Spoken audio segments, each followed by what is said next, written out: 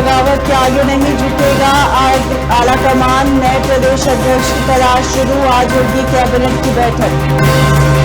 श्रमिकों को भी मुफ्त कैशलेस इलाज की सुविधा देने जा रही योगी सरकार। 5 लाख रुपए तक करा सकते इलाज। डेंगू का प्रकोप जारी। मेरठ में डोर टू डोर सर्वे। 33 नए केस मिले। उत्तर प्रदेश के विभिन्न इलाकों में हो रही मौतों से हड़ताल। कांग्रेस उम्मीदवारों की पहली लिस्ट तैयार। 20 सितंबर को स्क्रीनिंग कमेटी की बैठक में लगेगी मोहर। प्रियंका की मेरठ में रैली। सीबीआई के अफसर कस्टडी रिमांड के अन्य आनंदगिरी से बोले घुमाइए नहीं, साफ साफ बताइए। छोटे महाराज 1 हफ्ते की रिमांड जारी।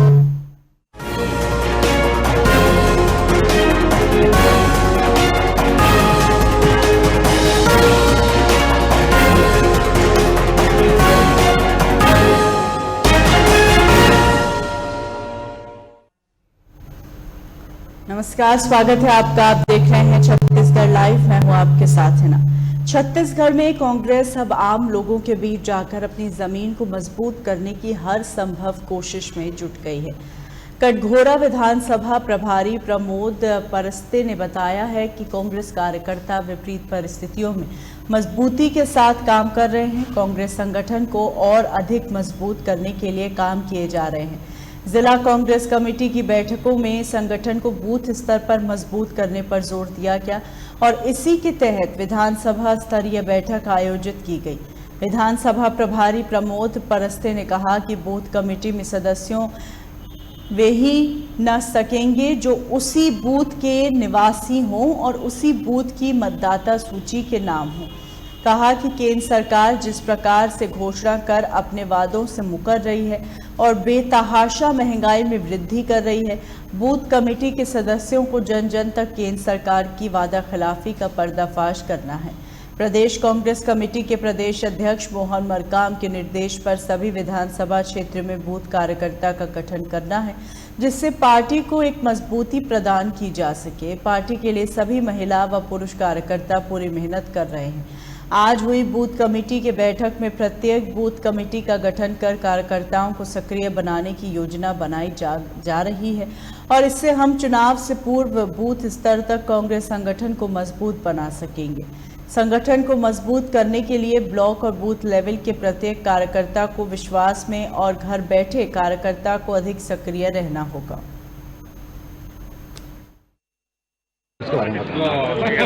देखिए, ये कांग्रेस का बूथ कमेटी के गठन का कार्यक्रम है। कांग्रेस चाहती है कि उसके गांव के लेवल तक, बूथ के लेवल तक कांग्रेस की पूरी टीम जो है वो सशक्त रहे और जैसे ब्लॉक अध्यक्ष आपकी नियुक्त हुए हैं, वैसे ही आपके बूथ कमेटी में भी अध्यक्ष नियुक्त हुए, उनकी पूरी कार्यकारिणी रहे ताकि गांव वालों की जो समस्या हो कांग्रेस की बूथ कमेटी में उसका निराकरण हो। यदि वहाँ उनसे संभव नहीं है तो ब्लॉक कांग्रेस कमेटी के द्वारा उसका निराकरण किया जाए, इसलिए कमेटी का गठन किया जा रहा है।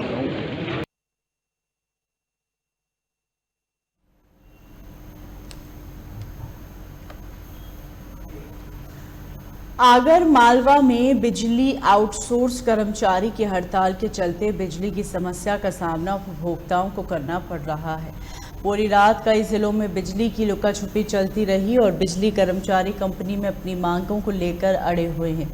वहीं आगर जिले के बिजली कर्मचारियों द्वारा केवड़ा स्वामी काल भैरव मंदिर में सरकार की सदुद्धि के लिए हवन किया जा रहा है और कर्मचारियों द्वारा बताया गया कि जब तक उनकी मांगें पूरी नहीं की जाती तब तक हड़ताल जारी रहेगी।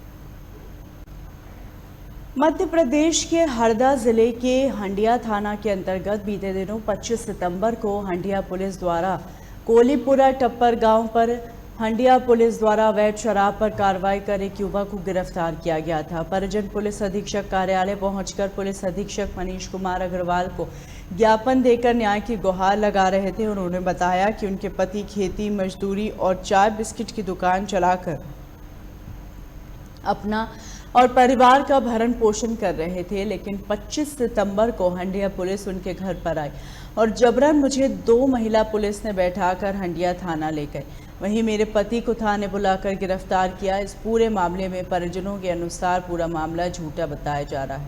आरोपी की पत्नी ने ज्ञापन में बताया कि पुलिस और शराब ठेकेदार ने मिलकर मेरे पति के खिलाफ साजिश रची। उन्होंने पुलिस अधीक्षक मनीष कुमार अग्रवाल से निष्पक्ष जाँच करने की मांग की।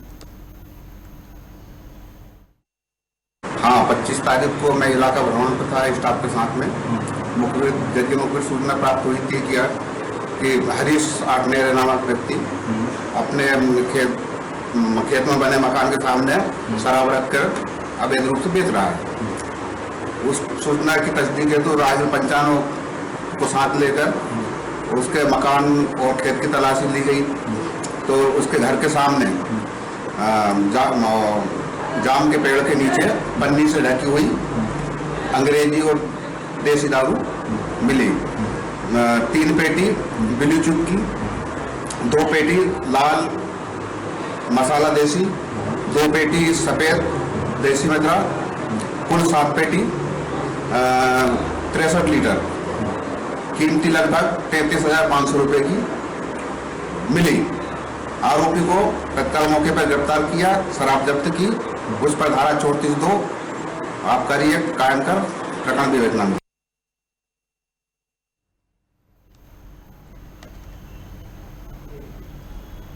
वहीं मध्य प्रदेश से खबर है कि सभी सरस्वती शिशु मंदिर शिवपुरी के पूर्व छात्रों ने कांग्रेस नेता दिग्विजय सिंह पर मामला दर्ज कराने के लिए कोतवाली थाना प्रभारी को आवेदन दिया, जिसमें उन्होंने उल्लेख किया है कि अभी हाल ही में खूंखार आतंकवादी ओसामा बिन लादेन को ओसामा जी कहकर महिमा मंडित करने वाले कांग्रेस के नेता दिग्विजय सिंह ने अपने पूर्व के बयानों की तरह एक बार फिर से बयान दिया कि सरस्वती शिशु मंदिर में दंगाई पैदा किए जाते हैं, नफरत की शिक्षा के लिए शिशु मंदिर चलाते हैं। अपने बयानों से समाज में दूरियां पैदा करने वाले और शांत फिजा में विष घोलने वाले कांग्रेस नेता दिग्विजय सिंह पर तत्काल वैधानिक कार्रवाई करते हुए केस दर्ज करने की मांग की।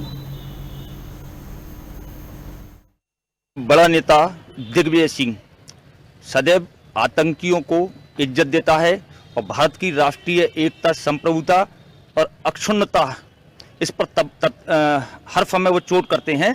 और एक बार फिर से उन्होंने ऐसा किया है कि सरस्वती शिशु मंदिरों को लांछित करने वाला जो बयान दिया है कि सरस्वती शिशु मंदिरों में आतंकी पैदा किए जाते हैं, आज हम उसका पुरजोर विरोध करते हैं और उसे बता देना चाहते हैं कि मदरसों पर मुंह खोलो, तालिबान पर मुंह खोलो, आतंकवाद पर मुंह खोलो, लेकिन नहीं, उसके लिए हाफिज जी है, उसके लिए मुल्ला उसका बरादर है। ये गलत तरीके की टिप्पणियां करना बंद करें, क्योंकि वो संवैधानिक शपथ लेकर हमारे उच्च सदन के पदाधिकारी हैं और सदस्य हैं, राज्यसभा के वो मेंबर हैं, उन्हें ऐसी टिप्पणी नहीं करना चाहिए। और निश्चित तौर पर आज देश के सामने जो परिस्थितियां हैं उसमें ये करना पूरी तरह ठीक नहीं है और कांग्रेस पार्टी ऐसे नेताओं को तत्काल प्रश्रय देना बंद करे जो भारत के टुकड़े टुकड़े करने की बात करते हैं।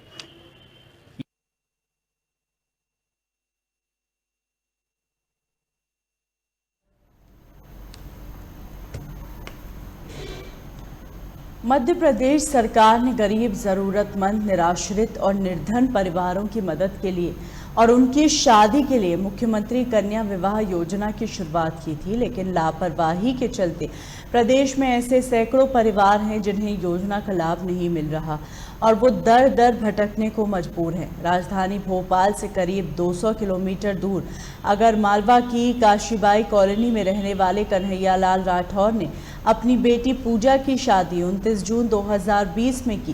कन्हैया लाल पंजीकृत श्रमिक हैं और मुख्यमंत्री कन्या विवाह योजना के पात्र भी हैं। बेटी की शादी की तैयारियों के लिए कन्हैया लाल ने करीब 1 लाख रुपए कर्ज लिया था, जिसके लिए उन्होंने उम्मीद की थी कि मुख्यमंत्री विवाह योजना के 51,000 की राशि मिल जाएगी तो थोड़ा कर बाकी का कर्ज चुका देंगे। योजना के तहत नगरपालिका आगर के कार्यालय में आवेदन दिया, तमाम दस्तावेज भी जमा किए। अधिकारियों से बार बार निवेदन करने के बाद भी जब बात न बनी तो सीएम हेल्पलाइन का रास्ता भी अपनाया, मगर आज तक उनको राशि नहीं मिली।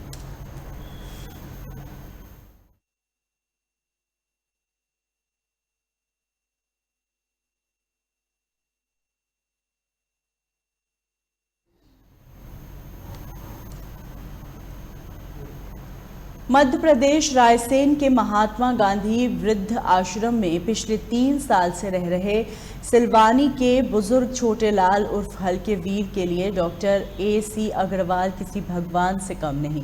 कारण है छोटेलाल उर्फ हल्के वीर को विगत 3 साल से बिल्कुल भी दिखाई नहीं दे रहा और आज छोटेलाल अपना पूरा काम खुद करते हैं। दोनों आंखों से देख सकते हैं। यह कोई फिल्मी कहानी नहीं बल्कि हकीकत है।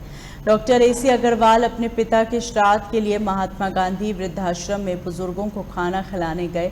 तभी उन्होंने देखा कि एक बुजुर्ग दीवार को पकड़ कर बड़ी मुश्किल से चल पा रहा है।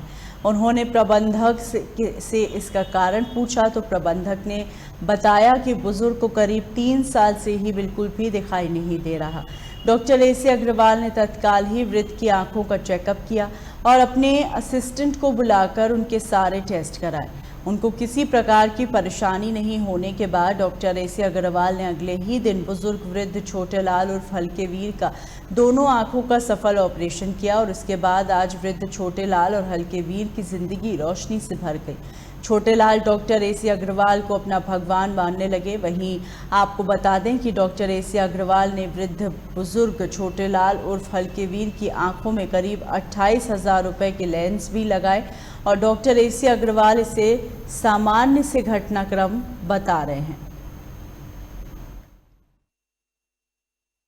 क्या नाम है? छोटेलाल दादा जो है वो कब से वृद्धाश्रम में है और कब से दिखना बंद है उनको? इनको 3 साल हो गए यहाँ पे रहते हुए। अभी 1 साल से उनको नहीं दिख रहा था। तो एक दिन डॉक्टर साहब आए थे अभी परसों के रोज, तो उनने डॉक्टर साहब ने देखा कि ये दादा लोग चल फिर नहीं पा रहा है, यहाँ से लाठी से चल रहे थे दादा।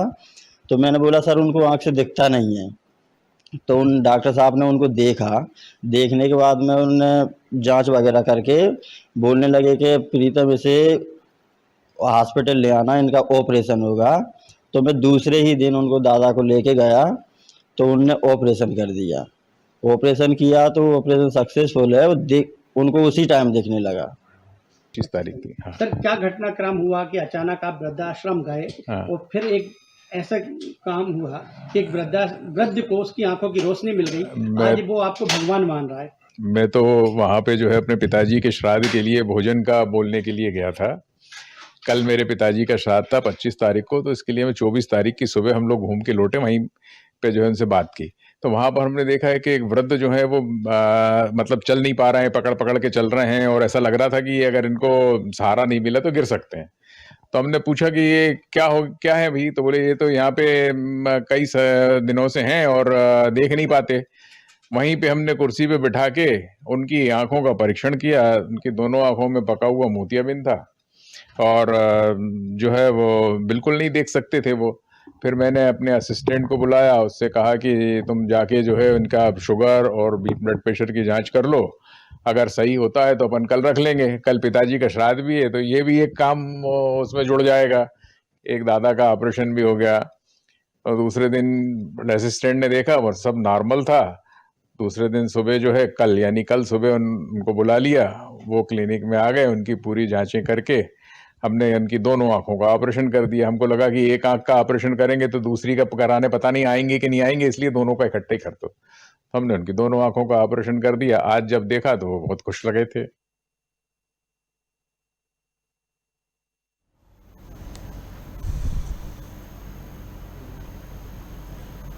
सर्वसेन समाज संगठन मध्य प्रदेश और ओबीसी महासभा ने कलेक्ट्रेट परिसर में पहुंचकर मुख्यमंत्री के नाम ज्ञापन सौंपा, जिसमें पवन सेन के साथ मारपीट एवं जूली सेन की हत्या के संबंध में उच्च स्तरीय जांच कराने के लिए आज सर्वसेन समाज संगठन ने एकत्रित होकर कलेक्ट्रेट परिसर में ज्ञापन सौंपा। और वहीं बताया गया कि पवन सेन 13 वर्ष का है। 15 तारीख को शिक्षिका निशात को तिलक लगाने पर अबूजा और अल्फैज ने पवन से मारपीट की, जिस कारण उसका इलाज रायसेन जिला चिकित्सालय में कराया गया। निशात मैडम को निलंबित किया जाए और अबूजा अल्फाज के ऊपर कड़ी से कड़ी कार्रवाई करने की मांग की गई। वहीं जूली सेन, जिसकी उम्र 19 वर्ष है, जो अशोकनगर निवासी है, इसकी हत्या राहुल शर्मा ने की। राहुल शर्मा को मौत की सजा दी जाए। भरतगंज के अपराधियों के ऊपर एफआईआर कर मुकदमा दर्ज किया जाए। यदि 7 दिन के अंदर कार्रवाई नहीं की जाती है तो संपूर्ण प्रदेश में इस घटना को लेकर आंदोलन करने के लिए विवश होना पड़ेगा, जिसकी जिम्मेदारी शासन प्रशासन की होगी। अवधेश सिंह कुशवाहा नाम है मेरा। मैं कुशवाहा समाज का जिला अध्यक्ष हूँ।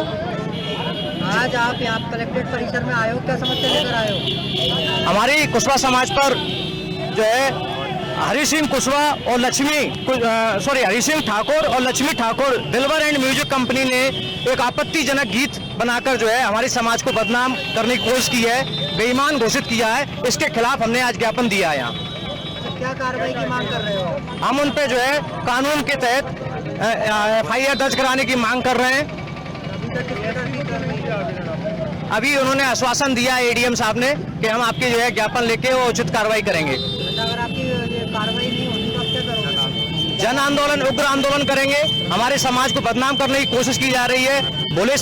भगवान भोले शंकर के साथ जो है बेईमानी की आरोप लगाया जा रहा है, जबकि कुशवाहा समाज बहुत ही गौरवशाली समाज है। इस समाज ने आज दिन तक किसी के साथ कोई छल कपट बेईमानी नहीं की है। हमारे साथ अन्य समाज के लोग अब शब्द यदि बोलेंगे तो हमारी कुशवाहा समाज पूरे देश में जन आंदोलन करेगी।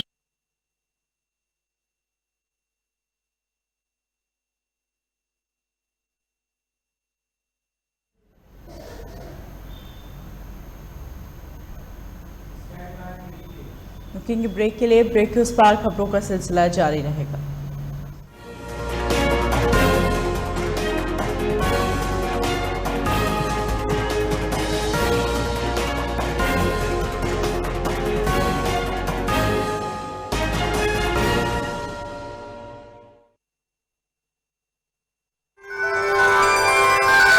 देश को जो देता अन्न अब वो होगा संपन्न। कम लागत, अधिक मुनाफा, कृषि कर्म में करेगा इजाफा। खेती किसानी या पशुपालन में वृद्धि, किसान की मेहनत में दिलाएगी सिद्धि। उन्नत तरीके, विशेषज्ञों का साथ देगा किसान को मजबूत आत्मविश्वास। किसान की हर समस्या का एक कॉल पर होगा समाधान। देखिए खेती किसानी सोमवार से शुक्रवार शाम 5:30 बजे और सुबह 5:30 बजे सिर्फ लाइव टुडे पर।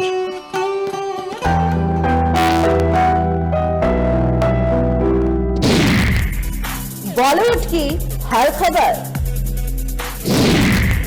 फिल्मी सितारों का सफर,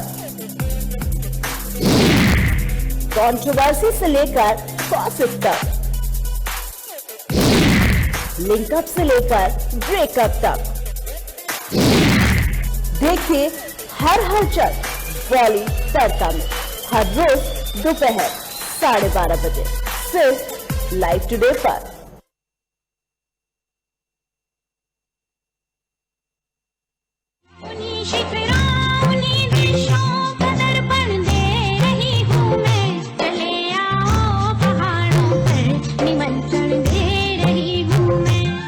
ये ऊंचे ऊंचे पर्वत, इन नदियों की कलकल जहां, देवों की भूमि, गंगा की पावन धरा है वहां। केदार में बसते शिव, बद्री में विष्णु का बसेरा। हेमकुंड साहिब की श्रद्धा भक्तों को खींच लाती है यहाँ। हर मील पर बदलती है भाषा, हर रूप है सुंदरता की नई परिभाषा। उत्तराखंड दीदार है हर शख्स की अभिलाषा। ओली की सुंदरता से लेकर जिम कॉर्बेट के रोमांचक सफर तक, हर खबर के लिए देखिए उत्तराखंड लाइव। सुबह 9 बजे, दोपहर 2 बजे और शाम 6 बजे, सिर्फ लाइव टुडे पर। बॉलीवुड की हर खबर, फिल्मी सितारों का सफर, कंट्रोवर्सी से लेकर गॉसिप तक,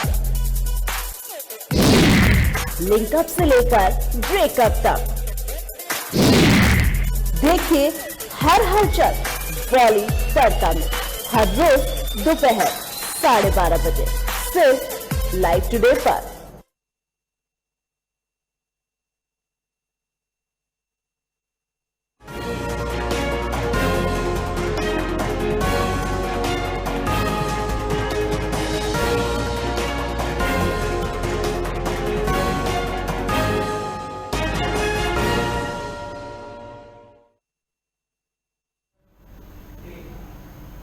ब्रेक के बाद स्वागत है आपका। बहरोड के जखराना में बनी कॉलेज में रीट की परीक्षा में डमी परीक्षार्थी सहित परीक्षार्थियों को परीक्षा में पूर्व गिरफ्तार कर मामला दर्ज कर लिया गया। बहरोड थाने के सब इंस्पेक्टर राकेश कुमार ने बताया कि रविवार को आयोजित हुई रीट के मामले में राव कॉलेज के प्राचार्य लोकेश कुमार जखराना ने मामला दर्ज कराया। परीक्षा के समय 9 बजे राहुल पुत्र ओमवीर मूल आईडी के साथ प्रवेश पत्र को लेकर परीक्षा केंद्र पर पहुंचा और अपनी सीट पर जाकर बैठ गया। उसके बाद 9:30 बजे दूसरा परीक्षार्थी उसी आईडी और प्रवेश पत्र को लेकर आया और गेट पर पर्यवेक्षक ने परीक्षार्थी को रोक लिया। जिस नंबर की सीट पर पहले से एक परीक्षार्थी बैठा हुआ था, तब दोनों की आईडी और प्रवेश पत्र चेक किया तो दोनों की आईडी पर प्रवेश पत्र एक निकला, जिस पर दोनों भागने लगे। पुलिस प्रशासन ने दोनों को पकड़कर बहरोड थाने ले गए।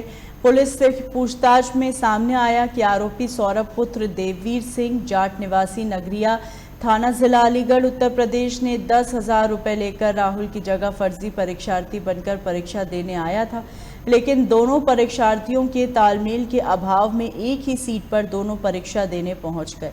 आपको बता दें कि पेपर लेट होने के कारण बहरोड विधानसभा के ठीकवाड़ के कमला कॉलेज में हंगामा हो गया था, जिस पर प्रशासन ने प्रथम पारी का पेपर दोबारा से कराने की बात कही और सोमवार को शिक्षा मंत्री गोविंद डोडासरा ने भी दोबारा से पेपर कराने की बात कही। इसमें राव पीयूष कॉलेज जखराना में है, जहाँ पे कल रीट की परीक्षा का आयोजन हो रहा था। तो उसके जो प्राचार्य महोदय हैं लोकेश कुमार जी, उन्होंने एक मुकदमा दर्ज कराया कि जब एग्ज़ाम स्टार्ट हुई तो राहुल सिंह एक भरतपुर का परीक्षार्थी था जो एग्ज़ाम देने आया था। वो 9 बजे अपनी सीट पे आके रोल नंबर के हिसाब से बैठ गया था। तो उसके 20 मिनट बाद में एक दूसरा परीक्षार्थी जिसका नाम सौरभ सिंह था, यूपी का रहने वाला था, अलीगढ़ का, वो आया और उसने उसी रोल नंबर के लिए अपनी आईडी चेक करवाई। तो वीक्षक द्वारा जब आईडी चेक की गई थी, दोनों की आईडी सेम होना पाया गया। तो उनको शक हुआ, तो उन्होंने उनको बिठाया तो दोनों उठ के भागने लगे। तो उन्होंने सुरक्षा कर्मियों की, पुलिस कर्मियों की मदद से उन दोनों को बिठा लिया और जब उनको चेक किया गया तो वो दोनों एक ही एग्ज़ाम में एक दूसरे के एग्ज़ाम देने के लिए सौरभ सिंह राहुल की जगह आया था। इस पर लोकेश जी ने यहाँ थाने पे आके मुकदमा दर्ज कराया। मुकदमा दर्ज कर लिया गया है। दोनों अभ्यर्थियों को गिरफ्तार कर लिया गया कल शाम को और अनुसंधान जारी है।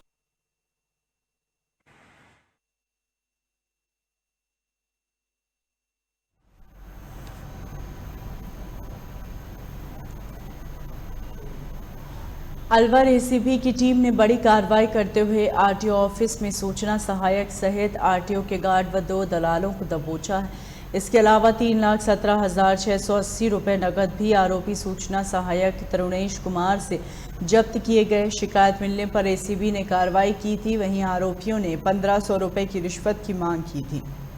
एसीबी के एएसपी विजय सिंह ने शिकायत का सत्यापन कर कार्रवाई को अंजाम दिया।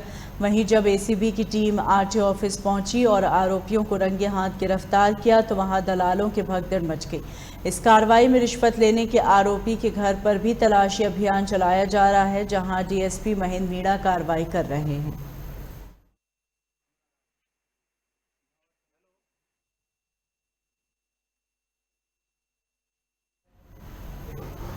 खबरों के साथ बुलेटिन में फिलहाल इतना ही। दीजिए इजाजत।